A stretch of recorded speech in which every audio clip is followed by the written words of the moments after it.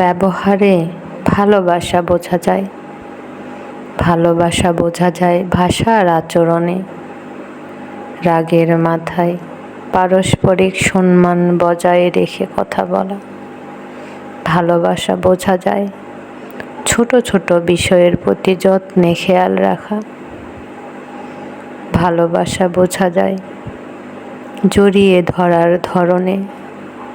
ভালোবাসা দেখা মিলে চোখের ভিতরে আনন্দের তিলে তিলে নদী বয়ে যাওয়া। ঝড় জল বিপদে পাশে থেকে যাওয়া। সকালবেলা আধো খোলা চোখে শুভ সকালবেলা বলা।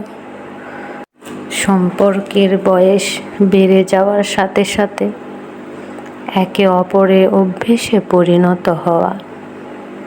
ভালোবাসা বড়ই অদ্ভুত জিনিস, না থাকলে বলে বোঝানো যায় না, আর থাকলে বলার তো প্রয়োজনই করি না। ভালোবাসা এক অদ্ভুত জিনিস, যা ছাড়া একা কখনো চলা যায় না। তাই আসুন না আমরা সবাই সবার ভালোবাসার মানুষটিকে খুব যত্নে আগলিয়ে রাখি। আসসালামু আলাইকুম। আমার ভালোবাসা নিয়ে দুটো কথা আপনাদের সঙ্গে বললাম। ভালোবাসার কথাগুলো কেমন লেগেছে আমাকে কমেন্ট করে জানায়েন।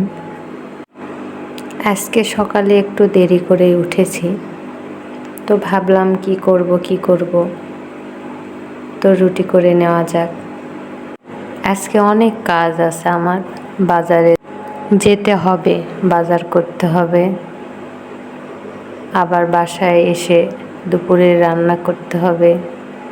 বাবুর স্কুল বন্ধ আছে, তো এই জন্য মোটামুটি একটু বাজার করতে হবে।